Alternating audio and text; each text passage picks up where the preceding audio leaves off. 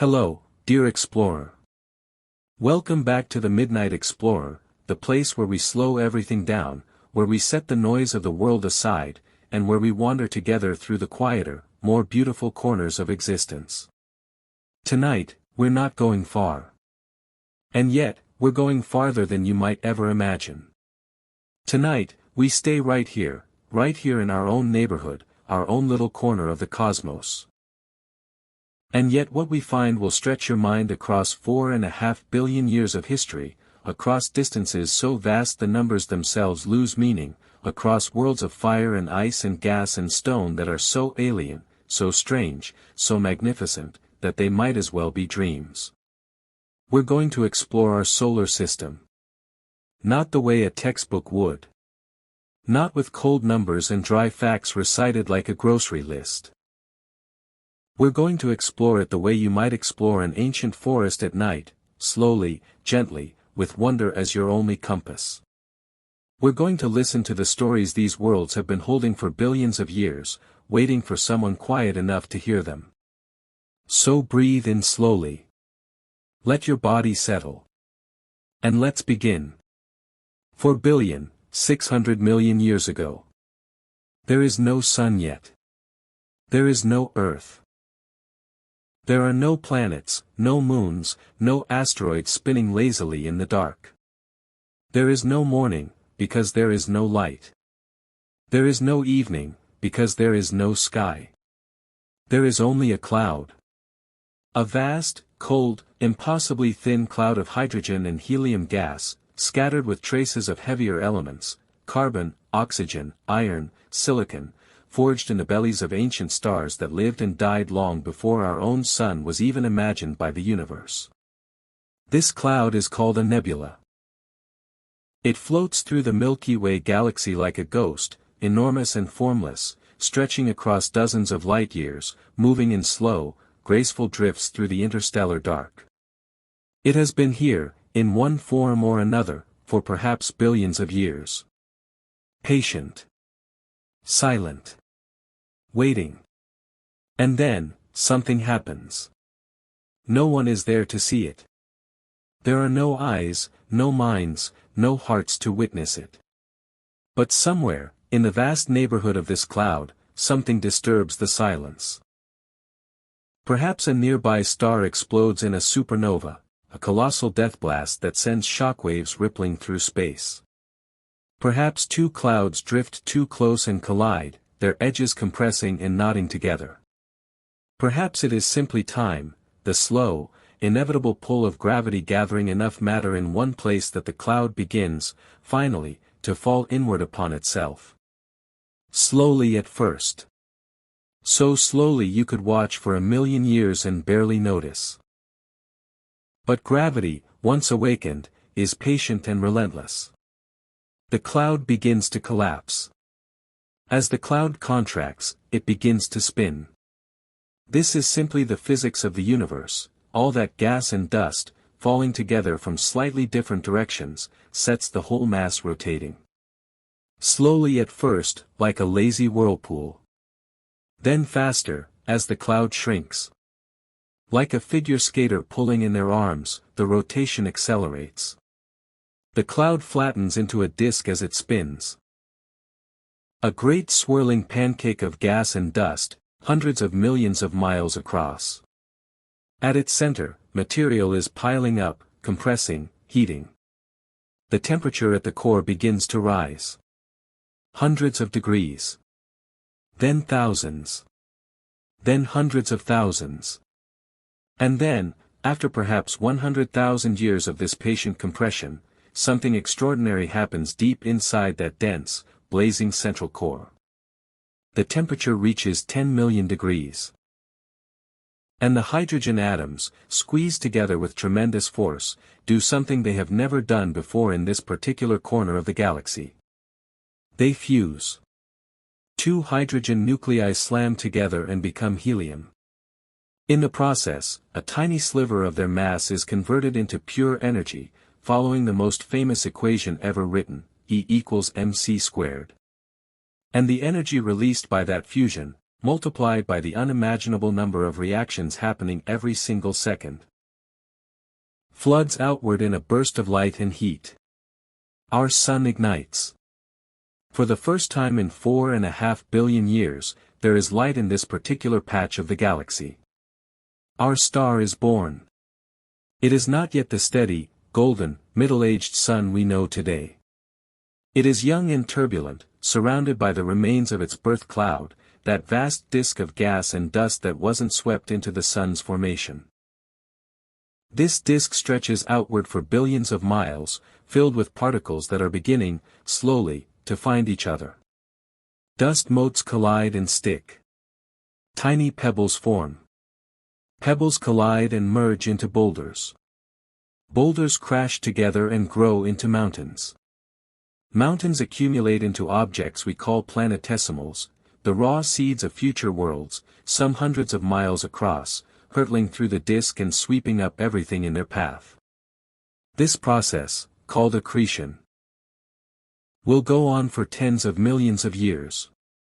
There is violence in it, yes, tremendous collisions, shattering impacts, worlds destroyed almost as soon as they form and then rebuilt from the wreckage. But there is also patience. Persistence. The inexorable logic of gravity pulling matter together. And out of this beautiful, chaotic, billion-year-long process, 8 worlds emerge.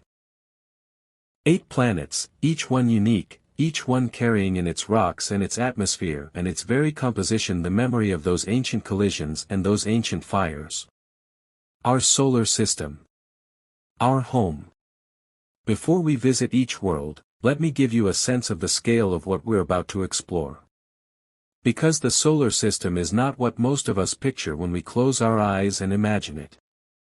We've all seen those diagrams. The Sun in the middle, then Mercury, Venus, Earth, Mars, and so on, all neatly arranged in a small, orderly line. But those diagrams lie to you. They have to. Because the true scale of the solar system is so vast that no poster, no textbook page, no computer screen could ever show it accurately.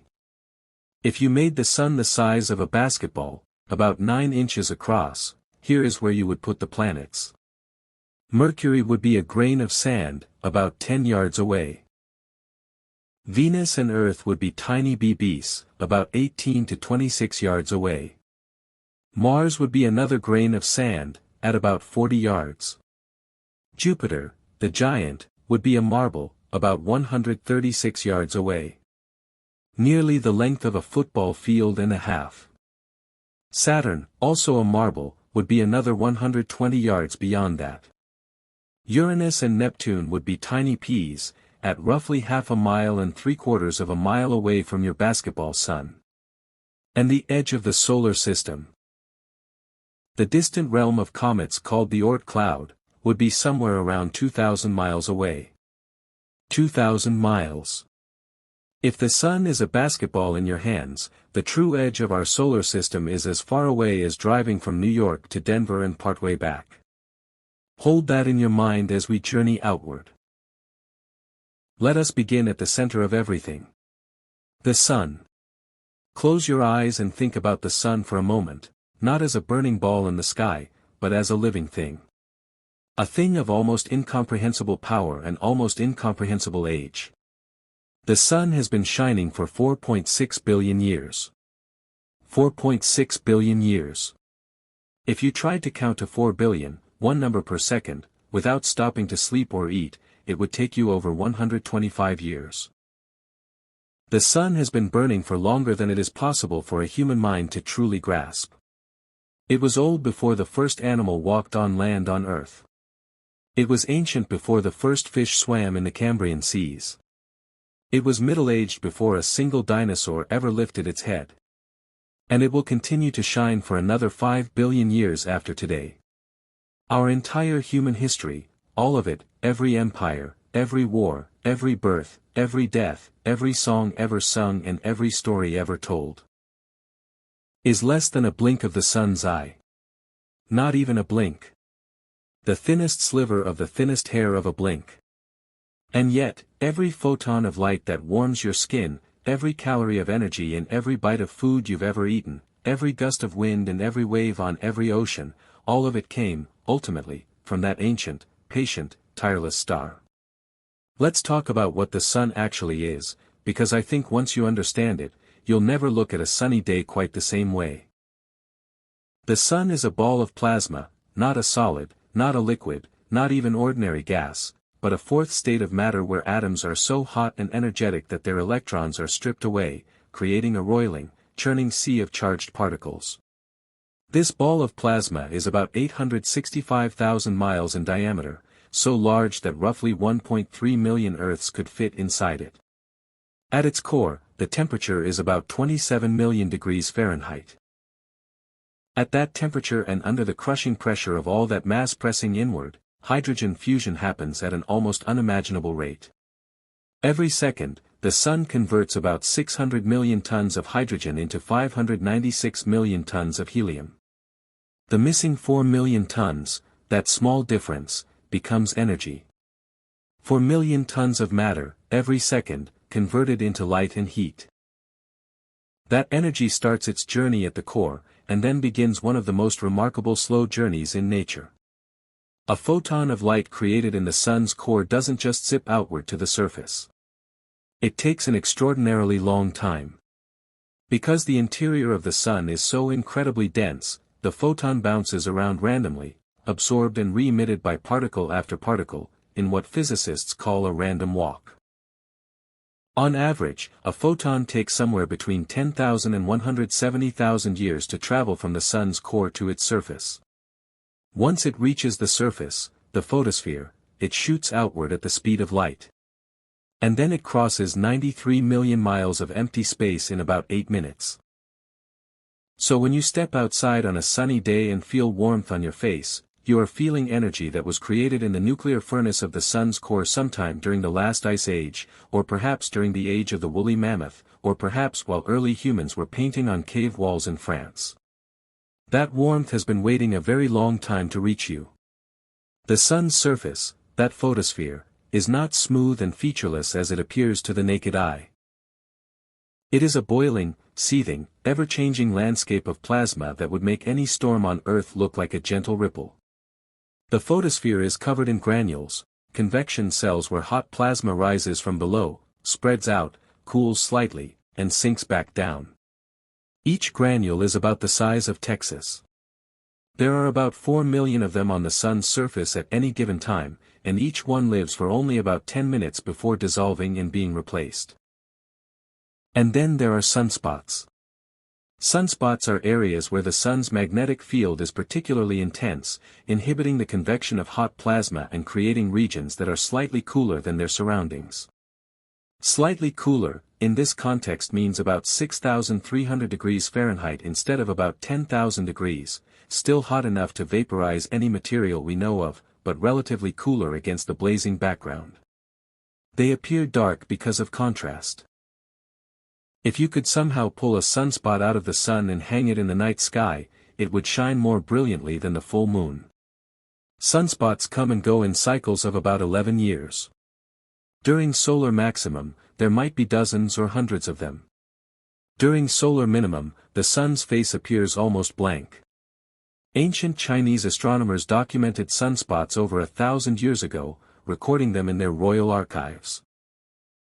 They could see them with the naked eye when the sun was low on the horizon and its light was filtered by haze. For centuries, they puzzled over what these spots might mean: dark omens, cosmic messages. They had no way of knowing they were looking at magnetic storms the size of planets. But the most dramatic features of the sun are its eruptions. Solar flares, sudden, intense brightening across regions of the sun's surface, can release in a few minutes as much energy as 1 billion hydrogen bombs. And then there are coronal mass ejections, vast bubbles of plasma and magnetic field hurled outward from the sun at millions of miles per hour. When one of these events is pointed toward Earth, it can reach us in 1 to 3 days and, when it arrives, it interacts with our planet's magnetic field in ways both beautiful and occasionally dangerous. Beautiful because it creates the aurora. The northern and southern lights. Those shimmering curtains of green and purple and crimson dancing in the polar skies are the result of charged particles from the sun colliding with molecules in our upper atmosphere, exciting them into glowing. The aurora borealis and aurora australis are the sun's breath made visible. Dangerous because extreme solar events can disrupt satellites, GPS systems, radio communications, and power grids. The Carrington event of 1859. The most powerful solar storm in recorded history, caused telegraph machines to spark and catch fire, and auroras were seen as far south as Cuba and Hawaii. If a comparable event struck today, the damage to our technology-dependent civilization could be catastrophic. The sun gives us life. And the sun, if it chooses, can remind us of its power. There is one more thing about the sun I want you to sit with before we move on, and it is perhaps the most poetic truth in all of astronomy. The sun is not eternal. Nothing in the universe is eternal. In about 5 billion years, the sun will begin to exhaust its core hydrogen. When that happens, it will begin to expand, slowly at first, then more dramatically. It will grow into what astronomers call a red giant, swelling outward until it engulfs Mercury, then Venus, and quite possibly Earth itself.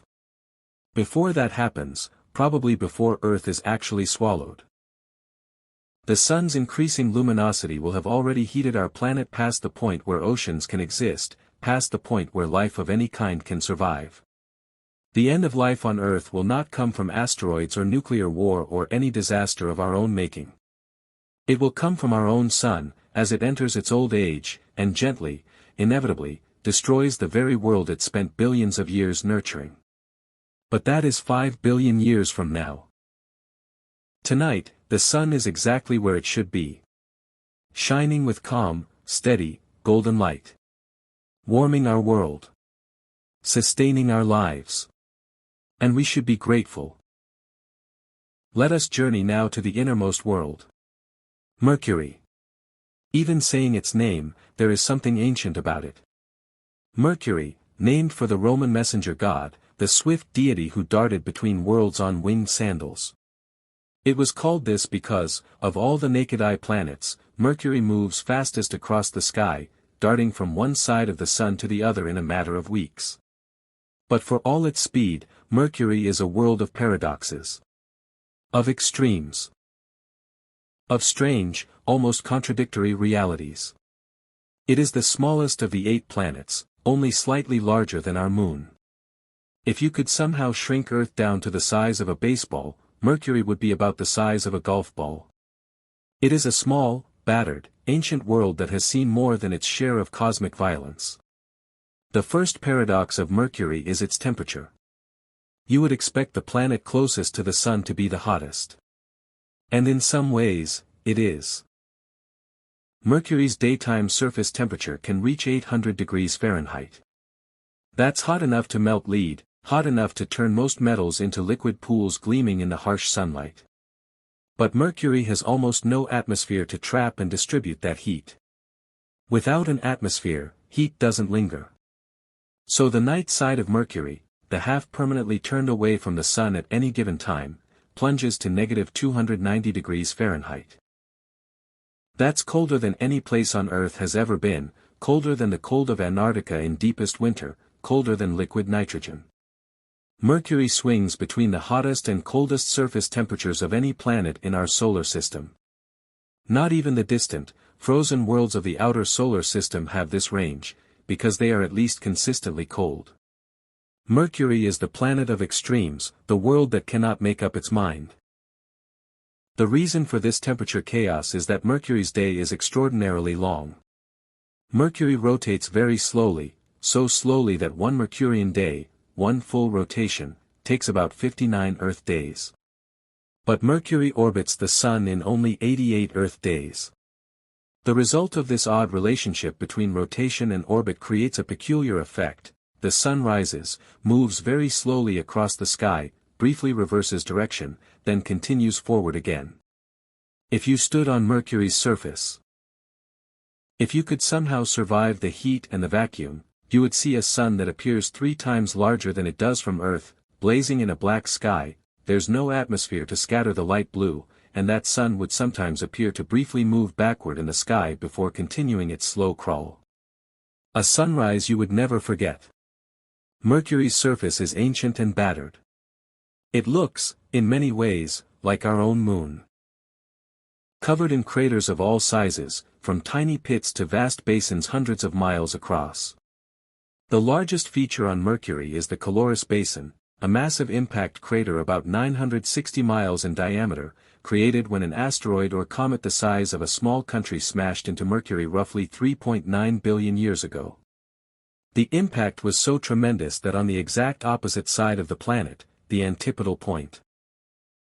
Strange, chaotic terrain was created as shock waves converged from all directions, literally crumpling and distorting the ground. Imagine being hit so hard that it scrambles the surface on the other side of the world. That's what happened to Mercury. And yet, for all its battered surface, Mercury has one surprise that puzzled astronomers for decades: ice. Mercury, the scorched messenger, the world closest to the sun, has water ice. Not on its sun-baked surface, of course. But in permanently shadowed craters near the poles, deep, steep-walled craters where sunlight never reaches, where the temperature stays permanently below -280 degrees Fahrenheit, there is ice. Ancient ice, perhaps billions of years old, brought to Mercury by comets that crashed here in the solar system's early, turbulent youth. The world nearest the sun keeps a secret collection of ice at its poles. If that isn't poetry, I don't know what is. For most of human history, Mercury was one of the hardest planets to study. Because it orbits so close to the sun, it is only visible from Earth just before sunrise or just after sunset, always lurking near the sun's glare, never straying far from it in the sky. The great Renaissance astronomer Copernicus reportedly never saw Mercury with his own eyes during his lifetime. The skies above his home in Poland were simply too hazy near the horizon.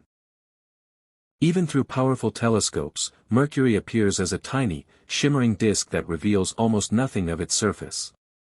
We sent our first spacecraft to Mercury in 1974, Mariner 10, which flew by the planet 3 times and mapped about 45% of its surface before its fuel ran out.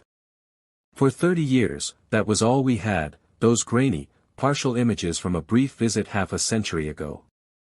Then, in 2004, NASA launched MESSENGER. The Mercury surface, space environment, geochemistry, and ranging spacecraft.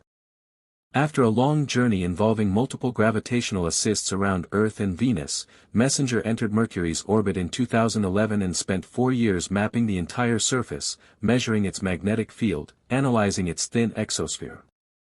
What it found changed our understanding profoundly. Mercury's core is enormous for its size, accounting for about 85% of the planet's radius. Our own Earth's core accounts for about 55% of its radius. Mercury is essentially a giant iron ball with a thin rocky shell around it. How did this happen? The leading theory is that early in the solar system's history, a massive collision stripped away much of Mercury's outer rocky mantle, leaving behind this iron-dominated world. Mercury, in its youth, was perhaps a much larger planet, until a catastrophic impact reduced it to the battered, dense, strange little world we see today. The violence of the early solar system shaped everything, down to the very bones of the innermost planet. MESSENGER eventually ran out of fuel and, in 2015, was deliberately crashed into Mercury's surface, creating its own small crater, a permanent monument to human exploration, in the rocks of the scorched messenger planet. We leave a mark wherever we go, even here. In 2018, a new mission, Bepicolombo, a joint venture of the European and Japanese space agencies, was launched to Mercury. It is currently making its slow way inward through the solar system, using gravitational assists from Earth, Venus, and Mercury itself to gradually reduce its speed enough to be captured by Mercury's gravity. It will arrive in Mercury orbit in 2025, carrying more sophisticated instruments than MESSENGER, ready to uncover more of Mercury's secrets. Mercury waits, patient, ancient, silent. The scorched messenger keeps its secrets well. But we are learning to listen. There is something about Venus. Something that has captivated humanity for as long as we have looked at the sky. Of all the objects in the night sky, only the moon outshines it. Venus, at its brightest, is so dazzling that it can cast shadows on Earth. It has been mistaken for aircraft, for UFOs, for divine messengers. It is the morning star and the evening star, the first light to appear after sunset, the last to fade before sunrise. Many ancient cultures actually thought these were two separate objects, not realizing they were seeing the same planet at different times. The Babylonians called it Ishtar, goddess of love and war. The ancient Greeks called it Phosphorus when they saw it in the morning, and Hesperus in the evening, before they realized it was one body. Eventually it was named Venus, after the Roman goddess of love and beauty. And Venus, from a distance, certainly looks like it deserves the name. It is almost exactly the same size as Earth, so similar that it was once called Earth's twin. It has roughly the same mass, the same gravity, the same density. It formed from the same cloud of material, at roughly the same time, at a similar distance from the Sun. In the early days of the space age, before we had spacecraft to visit it, some scientists genuinely believed that Venus, under its thick clouds, might be a lush, tropical world. Perhaps a young Earth. Perhaps a world of warm seas and dense jungles, teeming with life. They could not have been more wrong. Venus is hell. Not metaphorical hell. Not hell as an exaggeration. Actual, physical conditions that match many ancient conceptions of hell more closely than anything else in our solar system. The surface temperature of Venus is about 900 degrees Fahrenheit, hotter than Mercury, despite being twice as far from the Sun. And unlike Mercury, this temperature is uniform across the entire planet. Day and night are the same temperature on Venus. The poles are the same temperature as the equator. The surface temperature varies by only about 2 degrees from one place to another. Why? Because Venus has an atmosphere, a thick, crushing, toxic atmosphere composed mostly of carbon dioxide, with clouds of sulfuric acid. This atmosphere traps heat with extraordinary efficiency. It is the most extreme example of the greenhouse effect anywhere in the solar system. If Earth's atmosphere is like a light blanket, keeping us warm, Venus's atmosphere is like being sealed inside a furnace. The atmospheric pressure on Venus's surface is about 92 times Earth's atmospheric pressure. This is equivalent to being submerged about half a mile underwater. A human standing on Venus's surface, if by some miracle they could survive the heat, would be crushed by the air before they even had time to be burned. The sky above Venus's surface is not blue. It is an orange-yellow murk, the sunlight filtering down through those layers of sulfuric acid clouds, creating a hellish, perpetual haze. The clouds are so thick that from Venus's surface, you cannot see the sun directly, only a brighter region in the permanent yellow overcast. And the wind? At the surface, the winds are relatively slow, only a few miles per hour. But up in those clouds, winds roar at up to 220 miles per hour, circling the entire planet in just 4 Earth days. We have sent spacecraft to Venus. Many of them, in fact, more than to any other planet. And the stories of these missions are among the most dramatic in the history of space exploration. The Soviet Union, between the 1960s and 1980s, sent a series of spacecraft called Venera to Venus. These missions were extraordinary feats of engineering precisely because Venus is so hostile. Venera 4, in 1967, was the first spacecraft to enter another planet's atmosphere and return data. It was destroyed by the heat and pressure before reaching the surface, but it radioed back data showing that the atmosphere was mostly carbon dioxide and was far thicker and hotter than scientists had hoped. Venera 7, in 1970, made the first soft landing on Venus and survived for 23 minutes on the surface, long enough to transmit temperature and pressure data. That 23 minutes on Venus remains one of the most hostile environments any human-made machine has ever operated in. Venera 9, in 1975, sent back the first photographs from the surface of another planet. Those images, grainy, black and white, showing a desolate landscape of angular rocks, were astonishing. There was something both alien and strangely familiar about them: rocks, a horizon, a surface. A place, however hostile. The most sophisticated Soviet landers survived for up to 127 minutes before the heat and pressure destroyed them. That was the absolute maximum. They were simply too well built to fail any faster. In 127 minutes, you could watch 2 episodes of a television drama. In 127 minutes, you could take a long, relaxing bath, eat a meal, and go for a short walk. In 127 minutes, the most sophisticated spacecraft humanity has ever designed, built to survive the most hostile planetary surface in the solar system, was destroyed. One of the great mysteries of Venus is not what it is now, but what it might once have been.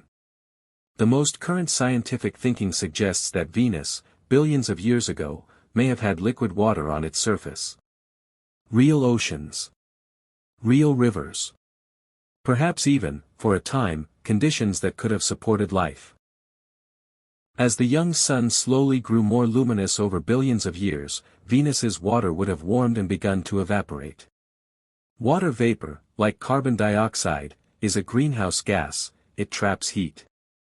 As temperatures rose, more water evaporated. More greenhouse warming.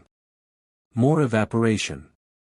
A runaway feedback cycle that eventually boiled away every ocean, every sea, every river. The water molecules drifted to the upper atmosphere, were broken apart by solar ultraviolet radiation, and the hydrogen floated away into space. The oxygen reacted with surface rocks. The oceans are gone. Every trace of water is gone. Only the baked, poisoned, scorched world remains. Venus shows us what happens when a world loses its climate control. It shows us what a planet looks like when the greenhouse effect runs unchecked. And for those of us living on a world where we are actively adding greenhouse gases to our own atmosphere, Venus is not just a fascinating alien world. It is a warning. And yet, even in this hellish place, there are those who see possibility. In 2020, a team of astronomers announced that they had detected what appeared to be traces of phosphine in Venus's atmosphere. Phosphine is a chemical that, on Earth, is almost exclusively produced by living organisms or by industrial processes. On Venus, where should phosphine come from? The discovery caused enormous excitement. Could there be life in the clouds of Venus, microbial life, floating in the more temperate upper atmosphere where temperatures and pressures are more moderate? The finding has been controversial. Some scientists believe the detection was a false positive, a misidentification of another chemical. Others believe the signal is real and genuinely difficult to explain through non-biological chemistry. The debate continues. But what a thought! That in those yellow, sulfuric clouds of the most hostile world in our solar system, there might be life. Small, strange, cloud-dwelling life, but life nonetheless. Venus, beautiful to look at, terrible to visit, impossible to forget. Perhaps, in its clouds, still full of surprises. And now we arrive at a world I'd like you to see with new eyes tonight. Not the world you woke up in this morning. Not the world you've been walking on your entire life, so familiar that you've stopped truly seeing it. I want you to see this world as an astronaut sees it. As a robot spacecraft sees it from a billion miles away. As a traveler from elsewhere in the universe might see it, approaching for the first time. Earth. You know it as home. But let's pretend, just for a moment, that you don't. Let's see it fresh. From space, Earth is blue.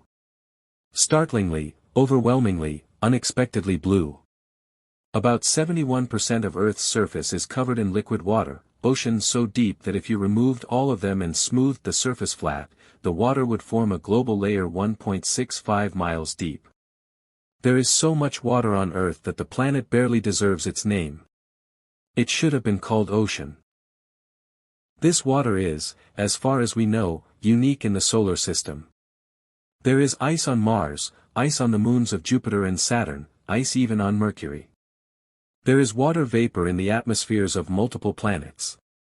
But liquid water, on the surface, in vast quantities, sustained for billions of years, this we have found nowhere else. And liquid water is everything. Every living thing on Earth, every bacterium, every lichen, every redwood, every blue whale, every human being, is made mostly of water. Life as we know it could not exist without it. Every metabolic process, every chemical reaction that makes life possible, happens in water, depends on water, is shaped by water. Our planet's great blue oceans are not just beautiful. They are the cradle of all life. And they are, as far as we have yet discovered, unique in the cosmos. But Earth's most remarkable feature is not its water. It's not even its life, as extraordinary as that is.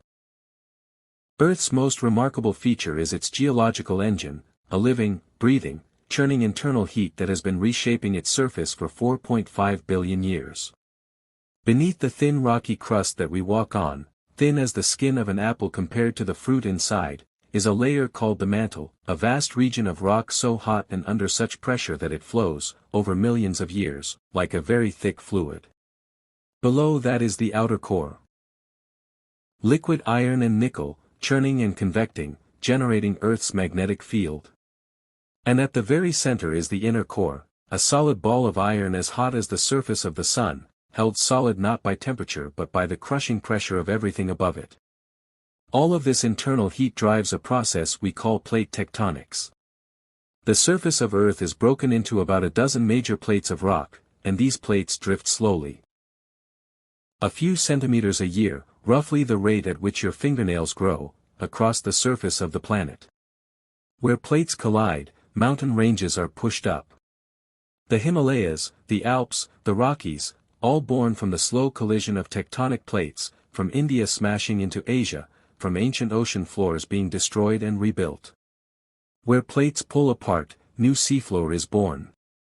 The Mid-Atlantic Ridge, a chain of underwater volcanoes running down the center of the Atlantic Ocean, is where the North American and Eurasian plates are slowly moving apart, new rock emerging from the mantle and spreading outward. All of this motion means that the face of Earth has been completely remade many times over. 300 million years ago, there was no Atlantic Ocean. All the continents were joined together in a single supercontinent we call Pangaea. 200 million years ago, Pangaea began to break apart. 100 million years ago, the Atlantic was a young, narrow sea. And 100 million years from now, the continents will have drifted into new configurations we would not recognize. Earth is alive in the deepest sense. Not just in the organisms that cover its surface, but in its very rock and stone, always moving, always changing, always reshaping the world for life to inhabit. And then there is the atmosphere. Earth's atmosphere is a gossamer thing, barely there, by cosmic standards. If Earth were a basketball, the atmosphere would be thinner than a coat of paint on its surface. And yet this thin layer of air is the difference between a living world and a dead one. It protects us from the vacuum of space. It protects us from most of the radiation that streams from the sun and from the cosmos. The ozone layer, high in the stratosphere, filters out ultraviolet radiation that would otherwise sterilize the land. The magnetic field generated by Earth's liquid iron core deflects the most dangerous charged particles from the sun, channeling them toward the poles where they harmlessly light up the auroras. The atmosphere creates weather, the endless cycling of heat and moisture that redistributes energy across the planet's surface, making the tropics and the poles both habitable rather than one scorching and one frozen. And the atmosphere contains about 21% oxygen. That precious, reactive gas that most life on Earth depends on. But here is the extraordinary thing: oxygen is not something Earth was born with. When Earth was young, its atmosphere had almost no free oxygen. The oxygen we breathe today was put there, molecule by molecule, over the course of billions of years, by living things. The first photosynthesizers, the ancient cyanobacteria that emerged over 2 billion years ago, began producing oxygen as a waste product of their metabolism. Over billions of years, their descendants covered the oceans, transforming Earth's atmosphere from one dominated by carbon dioxide and methane into the oxygen-rich air we breathe today. Life created the conditions for more life. Life transformed a world. Life made us possible. There is something I want you to understand about Earth that is both deeply humbling and deeply comforting. Earth is very, very old. 4.5 billion years old. And for most of that time, it has been inhabited. Life appeared on Earth within perhaps the first few 100 million years, astonishingly quickly, in geological terms. And since then, life has been here continuously, an unbroken chain stretching from those first simple cells in the ancient ocean all the way to this moment, to you, lying here, listening to these words. You are part of that chain. Every living thing you have ever seen, every creature you have ever loved, every organism that has ever grown from a seed or hatched from an egg or been born crying into the world, all of it is part of one continuous, unbroken lineage stretching back nearly 4 billion years. The bacterium and the whale are cousins. The mushroom and the oak tree are relatives. You and the sparrow, you and the earthworm, you and the ancient ocean microbe, you are family. Earth is not just the place where life exists. Earth and life are inseparable. They have shaped each other, co-evolved, built each other. The rocks and the rivers, the soil and the seas, the atmosphere we breathe, all of it has been made by life, just as life has been shaped by the planet. We are not on Earth. We are of Earth. And seen from space, that little blue marble in the dark, it is the most beautiful thing in the solar system. The only question is whether we have the wisdom to keep it that way. You have known the moon your entire life. You have watched it rise through bedroom windows, full and luminous, making the night feel softer. You have noticed it hanging in a clear blue afternoon sky, pale and ghostly, easy to miss. You have watched it as a thin crescent, a silver eyelash, following the sun down below the western horizon. The moon has been watching over you, over all of us, since before our species existed. It watched the dinosaurs. It watched the first forests. It watched the first fish crawl onto land. It has been there, constant and faithful, for most of Earth's existence. But the story of how the moon came to be beside us is one of the most dramatic in the history of the solar system, a story of violence and survival, of catastrophe becoming beauty. About 4.5 billion years ago, when our solar system was only about 50 million years old, barely a teenager, by cosmic standards, the young Earth collided with another world. We call it Theia. It was a planet roughly the size of Mars, smaller than Earth, but not small. A real, substantial world. And it was drifting through the inner solar system on an orbit that was slowly, inevitably converging with Earth's. When they finally met, it wasn't a gentle nudge. It was a devastating, world-shaking impact. Theia struck Earth at an angle, a glancing blow rather than a head-on collision, and the result was stupendous. Both worlds were partially disrupted. Theia was essentially destroyed, and enormous amounts of material from both Theia and Earth's outer layers were blasted off into space. This debris, vaporized rock, molten droplets, chunks of crust, formed a ring around the still molten Earth. And within a remarkably short time. Perhaps within years, perhaps within decades, certainly within millions of years, this ring of debris coalesced under its own gravity into a single body. The Moon. The Moon is quite literally made of pieces of Earth and Theia, mixed together in the fires of that ancient catastrophe. Analysis of lunar rocks brought back by Apollo astronauts shows they have almost exactly the same isotopic composition as Earth's rocks, the same cosmic fingerprints, the same ancestry. Our moon was born from our world's own substance. It is, in the most literal sense, part of us.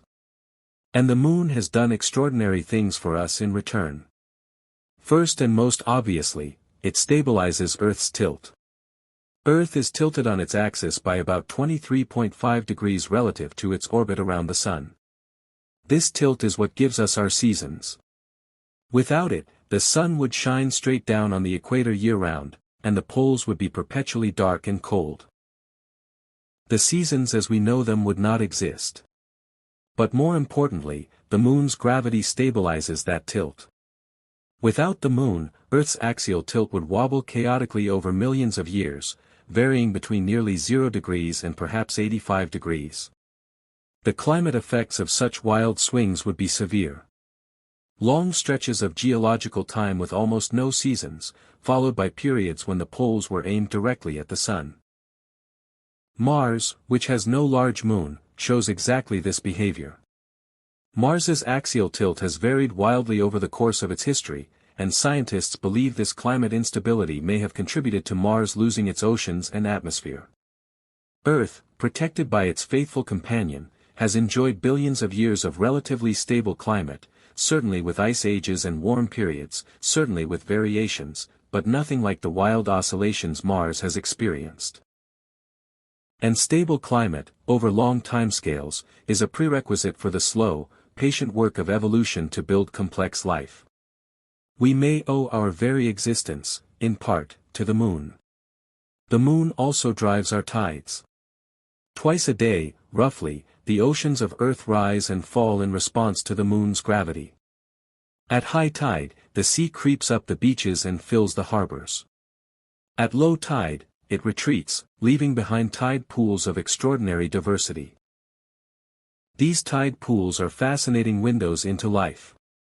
Cut off from the main ocean twice a day, subjected to heat and cold and drying, yet replenished with fresh seawater twice daily, tide pools are among the most productive environments on Earth, rich with life that has adapted to constant change. Some biologists believe that the very origins of life on land may have been in environments like these. Shallow, periodically drying pools where chemical concentrations could build up, where organic molecules could be repeatedly dried and re-wetted and dried again, accelerating the chemical evolution that eventually produced the first self-replicating molecules. If this is true, then the moon didn't just stabilize conditions for life. It may have helped create it. And then, of course, there is what the moon means to us. Not scientifically. Not astronomically. But humanly. Every culture in human history has looked up at the moon and found meaning in it. The moon has been a god, a goddess, a demon, a calendar, a symbol of fertility and of death, of madness and of romance. Werewolves transforming under the full moon. Lovers meeting by moonlight. Farmers planting by the lunar calendar. Monks counting holy days by the waxing and waning. Poets finding in the moon a metaphor for everything fleeting and beautiful. In the Islamic calendar, months begin with the sighting of the crescent moon. The word month itself comes from the word moon. Monday, moon's day. The moon is woven into our language, our stories, our very sense of time. And then, in July of 1969, after thousands of years of looking up at it and wondering, we went there. 12 human beings walked on the surface of the moon. 12. Out of all the billions of humans who have ever lived, 12 people have actually stood there, on the gray dust, under the black sky, and looked back at Earth. Neil Armstrong's words as he stepped down from the lunar module are the most famous in the history of exploration. That's one small step for man, one giant leap for mankind. And in photographs taken from the moon's surface, they captured something that would change human consciousness forever, the Earthrise. Earth, rising above the moon's horizon. Our world, blue and white and luminous against the darkness of space, looking small and fragile and breathtakingly beautiful. Many of the astronauts who experienced this sight were profoundly changed by it. They described a phenomenon that has since been called the overview effect, a sudden, visceral understanding of how small and precious and connected everything on Earth is. Looking at our whole world from outside it, they felt not smallness or insignificance, but profound love, profound responsibility. From out there on the moon, wrote Edgar Mitchell, international politics looks so petty. You want to grab a politician by the scruff of the neck and drag him 250,000 miles out and say, look at that, you son of a bitch. Strong words. But honest ones. The moon gave us a mirror. And in that mirror, we saw Earth, really saw it. For the first time. Of all the planets in the solar system, Mars speaks most directly to the human imagination. It has always been the planet that feels most reachable. Most like somewhere we could go, somewhere we might live, somewhere life might be waiting to be found or might once have flourished before it was lost. The ancient Romans named it for their god of war, for its blood-red color, the color of rust, of iron oxide on its ancient, dusty surface. Every 2 years or so, Mars comes close enough to Earth in their respective orbits to appear as a distinctly orange-red star in the night sky, and for as long as humans have been looking up, this red wanderer has held a particular fascination. The great 19th-century astronomer Giovanni Schiaparelli thought he saw, through his telescope, a network of lines on Mars's surface. He called them canali, channels, or grooves. The word was mistranslated into English as canals, implying artificial construction. The American astronomer Percival Lowell took this idea and ran with it. He built an entire theory, that Mars was an ancient, dying world, its water slowly disappearing, and that a great Martian civilization had constructed a planet-spanning system of canals to transport meltwater from the polar ice caps to the dry equatorial regions. He wrote popular books about it. He drew detailed maps of the canal system. He argued passionately that Mars was inhabited. He was wrong. There are no canals. There is no civilization. The lines Schiaparelli and Lowell thought they saw were optical illusions, the human brain's tendency to connect random features into patterns. But the romantic idea of Mars as a living, inhabited world had taken hold of human imagination.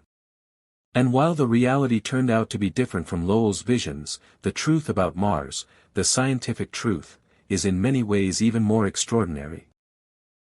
Mars today is a cold, thin-aired, barren world. Its atmosphere is 95% carbon dioxide, but it is so thin, less than 1% of Earth's atmospheric pressure, that it provides almost no warmth. The greenhouse effect on Mars is minimal, despite the carbon dioxide. Without that warming, the average surface temperature is about -80 degrees Fahrenheit, colder than Antarctica, colder than winter in Siberia. But the temperature swings dramatically. On a summer afternoon at the equator, temperatures can approach 70 degrees Fahrenheit. That's comfortable. That's a spring day in a temperate climate. And then the sun goes down, and within hours the temperature plunges to -100 degrees or colder. A Martian day, called a sol, is almost exactly the same length as an Earth day, 24 hours and 37 minutes. Mars's axial tilt is similar to Earth's, about 25 degrees, giving it seasons. Its surface, beneath those spectacular orange sunsets and those pink daytime skies, colored by fine iron dust suspended in the atmosphere, has a geology that tells an extraordinary story. Mars was not always like this. 3 to 4 billion years ago, Mars was a very different world.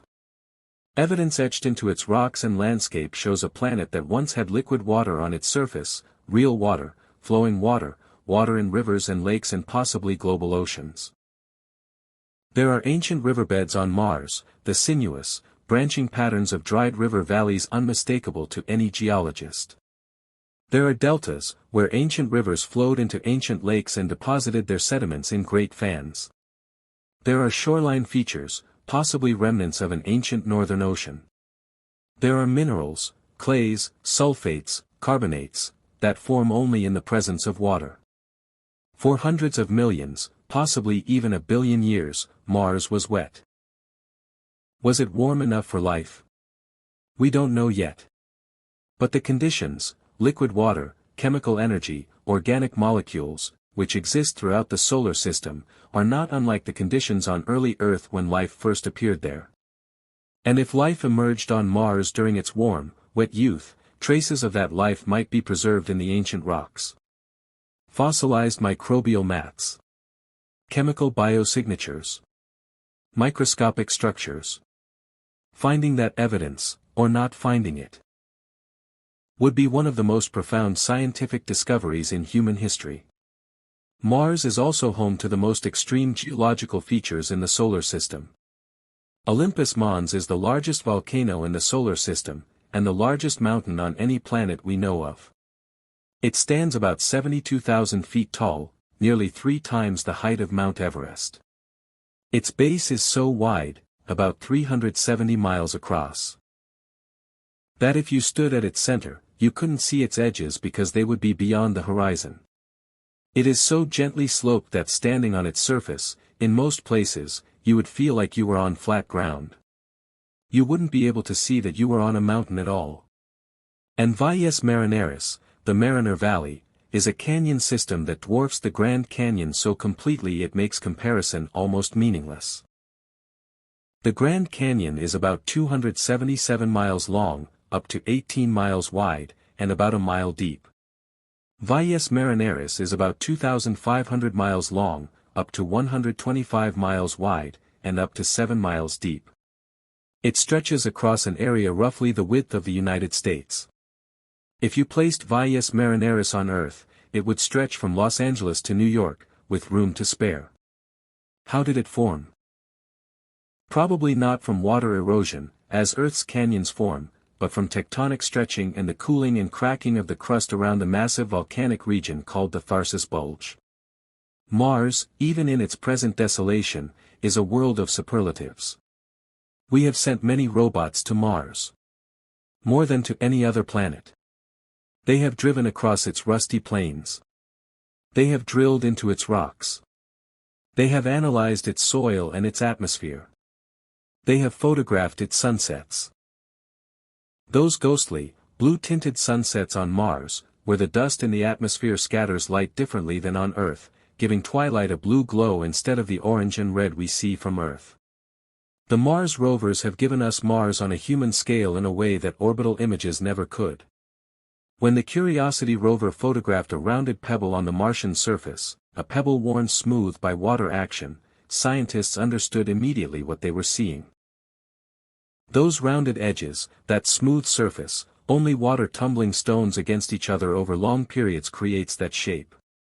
They were holding, in a sense, evidence of Martian rain, of Martian rivers, billions of years gone.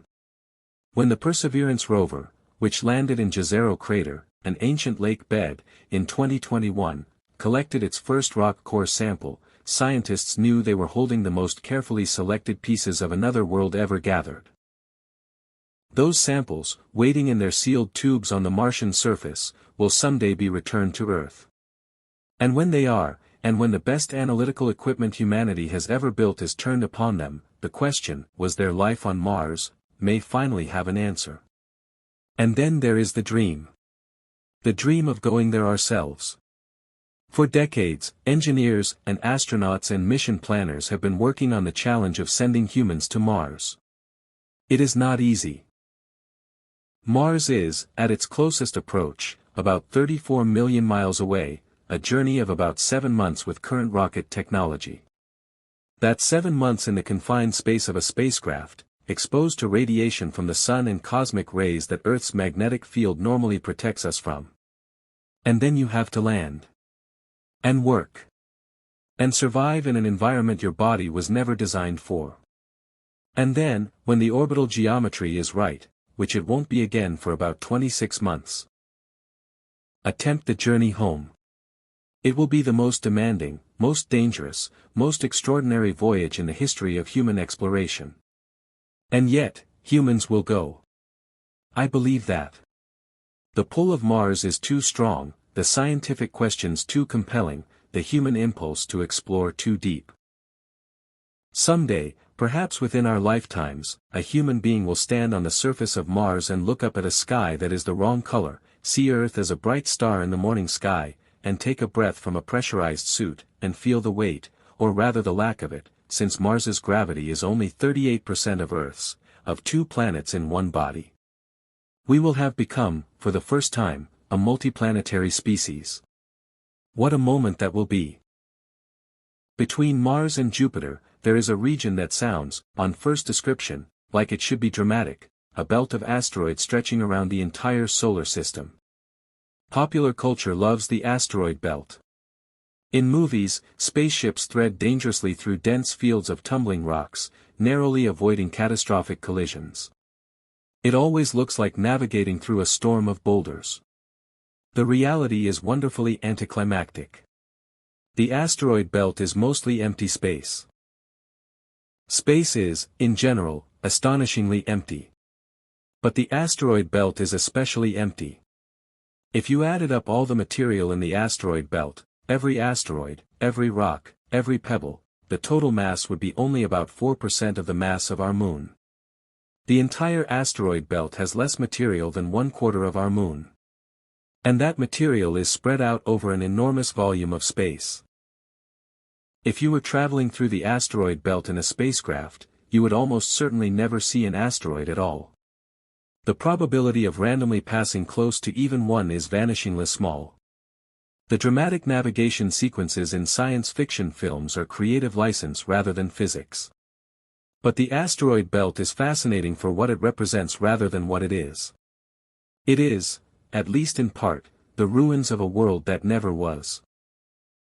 When the solar system was forming, the region between Mars and Jupiter might have accumulated enough material to form another planet. The rocky building blocks were there, planetesimals colliding and merging, growing larger. But Jupiter's enormous gravity disrupted the process. Jupiter's gravitational influence constantly stirred the material in this region, accelerating objects to high velocities. At those velocities, collisions between objects became destructive rather than accretional. Instead of sticking together and growing, objects smashed each other apart. The asteroid belt is the graveyard of a planet that was never born. The scattered fragments of what might have been, preserved in the solar system's freezer for billions of years. These fragments range enormously in size. The largest, Ceres, is about 590 miles across, large enough that it is classified as a dwarf planet. Ceres was actually discovered first, in 1801, and was initially classified as a planet before astronomers realized there were many other objects in the same region. In 2015, NASA's Dawn spacecraft arrived at Ceres and revealed it to be an astonishingly complex world. Ceres has a surface of ice and salt. It has bright spots, extraordinarily reflective regions that turned out to be large deposits of salt left behind by water that had somehow reached the surface and then evaporated. There may be liquid water beneath Ceres's surface, heated by internal processes. Again, water, in the most unlikely place. The asteroids come in several varieties, reflecting different origins and compositions. Rocky, silicate asteroids, the S-types, dominate the inner belt. They look like pieces of planet, solid rock, similar in composition to Earth's mantle. Darker, carbon-rich asteroids, the C-types, dominate the outer belt.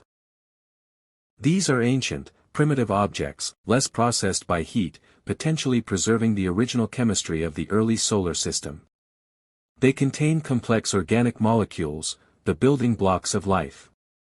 And then there are the metallic asteroids, the M-types, which appear to be the iron-nickel cores of ancient planetesimals that were once large enough to differentiate, separate into layers, but were then shattered by impacts, leaving only the dense metallic core exposed. One of these metallic asteroids, called Psyche, is the target of a current NASA mission. It appears to be almost entirely made of iron and nickel, and may represent the exposed core of a planetesimal. Scientists believe it could contain more iron than humans have ever mined in all of history. In fact, some have calculated that Psyche's iron alone is worth roughly $10,000 quadrillion. Quadrillion. That number has too many zeros to mean anything to ordinary human intuition. Asteroids are not just historical curiosities. They have played a direct role in shaping life on Earth. About 66 million years ago, an asteroid approximately 6 miles across struck the Earth at what is now the Yucatan Peninsula of Mexico. The impact released energy equivalent to billions of nuclear weapons. It blasted enormous quantities of dust and debris into the upper atmosphere, blocking sunlight around the world for months or years. Without sunlight, plants died. Without plants, herbivores died. Without herbivores, carnivores died. About 75% of all species on Earth went extinct. The non-avian dinosaurs, which had dominated the land for over 150 million years, were gone.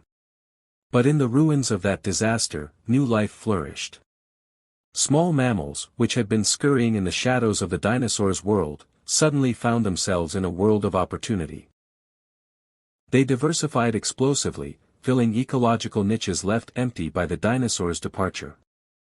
Among those mammals were the ancestors of primates.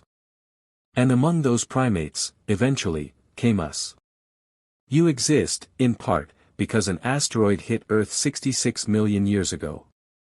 The violence of the cosmos reached down and, in destroying one world, created the conditions for another. It's humbling. And it's a reminder that the solar system is not just a backdrop for life on Earth. It is an active participant in the story of life, an ongoing influence on what lives and what dies, on what becomes possible. And now we arrive at the king. Jupiter. Even saying the name feels different from the others. Jupiter. The name fills the mouth. It commands attention. Jupiter was named for the king of the Roman gods, and the name is entirely appropriate. Jupiter is, by any measure, the dominant world of our solar system. It is larger than all the other planets put together, all 7 of them, combined, and then some. It contains 318 times the mass of Earth. It is so large that 1,300 Earths could fit inside it. Jupiter is a world so massive that it barely qualifies as a planet by some definitions. Had it been about 80 times more massive, its interior would have been hot enough to ignite nuclear fusion, and we would have a second sun. We do not have a second sun.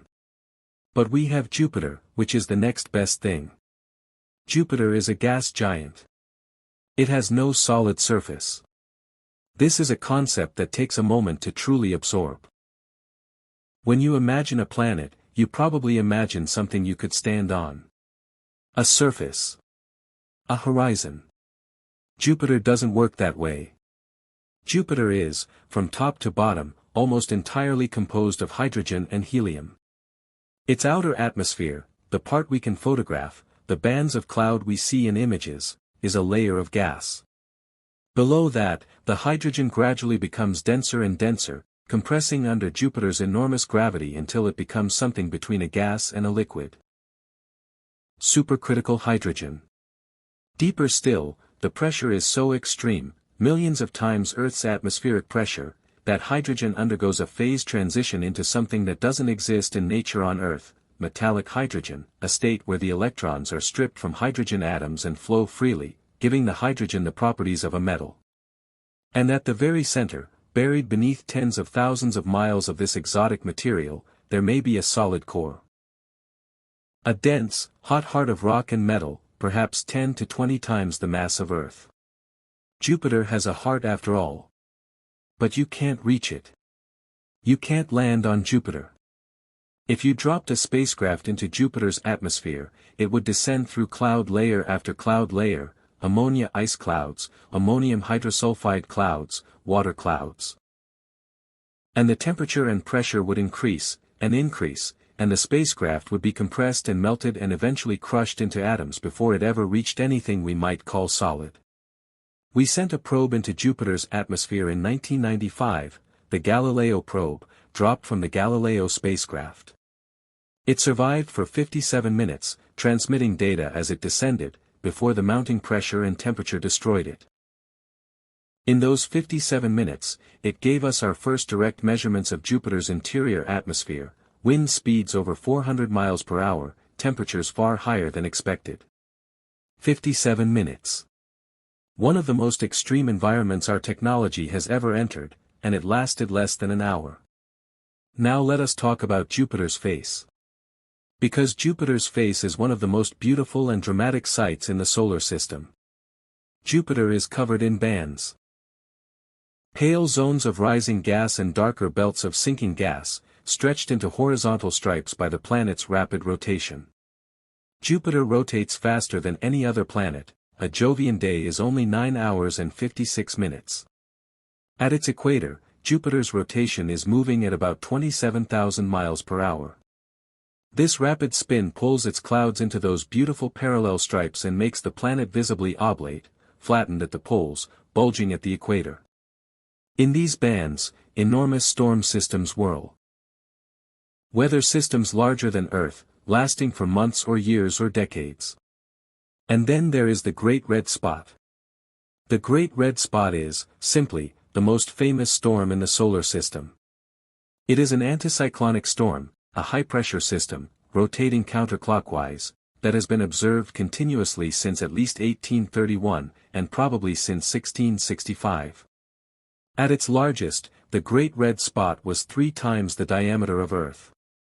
Today it has shrunk somewhat, it is currently about 1/3 times the diameter of Earth, and it continues to shrink. No one is entirely sure why it is shrinking, or whether it will eventually disappear entirely. Some models suggest it may survive for another few centuries.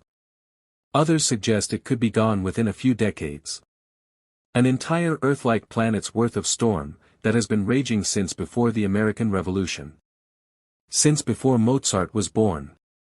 Since before the steam engine, before electricity, before the microscope.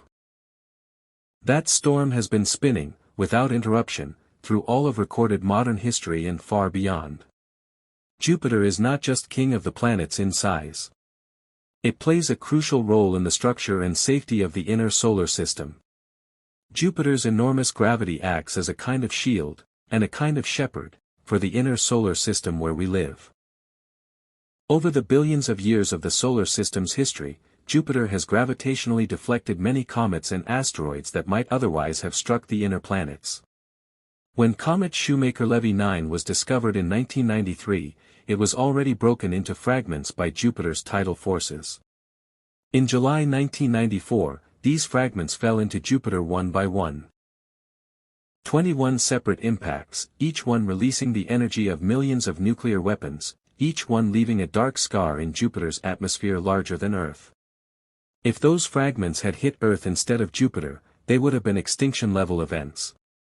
Every one of them. Jupiter took the hits for us. This doesn't mean Jupiter makes the inner solar system perfectly safe. The Chicxulub impactor that killed the dinosaurs made it through without Jupiter's intervention. And Jupiter can also deflect objects inward, toward Earth, rather than away from it. But the general effect of Jupiter's presence is probably net protective for the inner solar system over geological timescales. We are, in a very real sense, protected by the king. And then there are Jupiter's moons. Jupiter has at least 95 confirmed moons. 95. The 4 largest, Io, Europa, Ganymede, and Callisto, are called the Galilean moons, discovered by Galileo Galilei in 1610 with his early telescope, and they are worlds unto themselves. Io is the most volcanically active body in the solar system.